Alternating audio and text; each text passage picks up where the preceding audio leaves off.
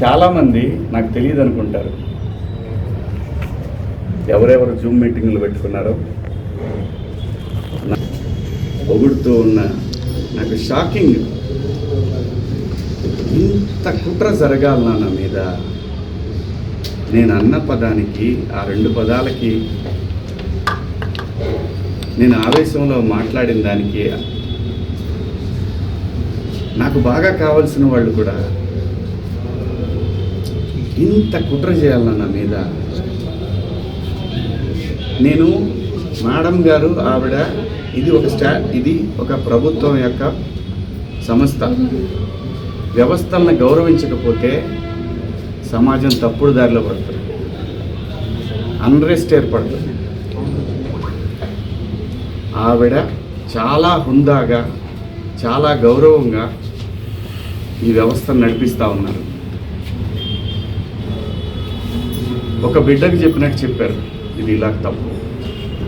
నేను అడిగింది ఒకటే మేడం గారిని, మేడం గారు మీరు మీ డ్యూటీ చేశారు, మీరు చేసిన దానికి నేను గౌరవంగా నేను వచ్చి ఒక పౌరుడిగా నా బాధ్యత నేను నెరవేర్చాను.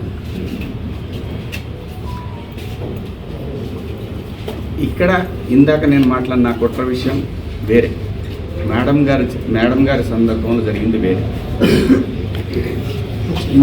నన్ను అంతగా అసహించుకోవడానికి, మీరు నా మీద అంత జలసీ రావడానికి ఏమిటమ్మా కారణం? నేనేం తప్పు చేశాను? నా బుద్ధి గడ్డి తిని మీ నాన్న చెప్పడా మీ ఇంట్లో? మీ అమ్మ చెప్పదా మీ ఇంట్లో? అంత ద్వేషం ఎందుకు పెంచుకుంటున్నారు? వినా స్త్రీయ జననం నాస్తి. స్త్రీ లేకపోతే ప్రపంచమే లేదు, అసలు ఈ మానవాళ్ళే లేదు. ఏ మగవాడు కూడా తన ఇంట్లో తన భార్య, తన బిడ్డ, తన అక్క చెల్లెళ్ళు, తన కుటుంబాలు ప్రతి ఒక్కడికి ఉంటాయి. ఇక్కడ ఎవరి మీద దాడి చేస్తున్నారని, ఆ డివిజన్ని తీసుకురావాలని ఎందుకు తహతహలాడిపోతూ ఉన్నారు? అందరి వాదన ఒకటే, స్త్రీని మహాలక్ష్మిలా చూసుకోవాలనుకుంటారు. ఎవరు బట్టలు ఎలా వేసుకుంటే నాకేంటమ్మా? మీరు ఎలాంటి బట్టలు వేసుకోవాలనేది మీ ఇష్టం. నేను ఒక తండ్రిలాగా నా దగ్గర హీరోయిన్లు అందరూ కూడా నాకు తండ్రిలాగా నేను పాత్రలు చేస్తున్నాను కాబట్టి నా బిడ్డలకు చెప్పినట్టు చెప్పానే కానీ ఇంతకుముందు ఎప్పుడు ఎవరు ఏమీ అనలేదమ్మా. వాళ్ళ మీద మీరు ఇలాగే కంప్లైంట్లు ఇచ్చారా? జూమ్ మీటింగులు పెట్టుకొని మీలో మీరే ఏమ్మా పేర్లు పెట్టి అనగలను నేను, కానీ మీరు ఇబ్బంది పడకూడదు. ఇంత కుట్ర చేయాలన్నా మీద శివాజీ అనేవాడు సినిమా పబ్లిసిటీ కోసం అంత చిల్లరగా దిగజారుతాడా శివాజీ? నాకు అలాంటి డబ్బు పిచ్చి, ఫేమ్ పిచ్చే ఉంటే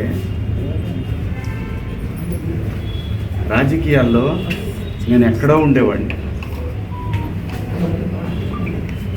సినిమా కోసం అంత దిగజారే మనిషి అయితే 13 సంవత్సరాల పాటు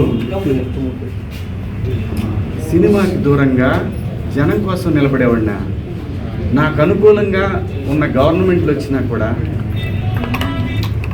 నేను ఏ రోజు పోయి ఒక పదవి అడగల. అది తెలంగాణలో అయినా, ఆంధ్రాలో అయినా, ఎక్కడైనా ప్రజల గురించి మాట్లాడాలనుకున్నాను తప్ప ఎవరు కుట్ర చేశారు, ఏం చేశారు, ఎలా చేశారు అనేది ఎప్పుడైనా ఊరికే మాట్లాడితే సరిపోదు. ఆధారాలు తీసుకుందాం, వాటికి సంబంధించి నేను మాట్లాడతాను.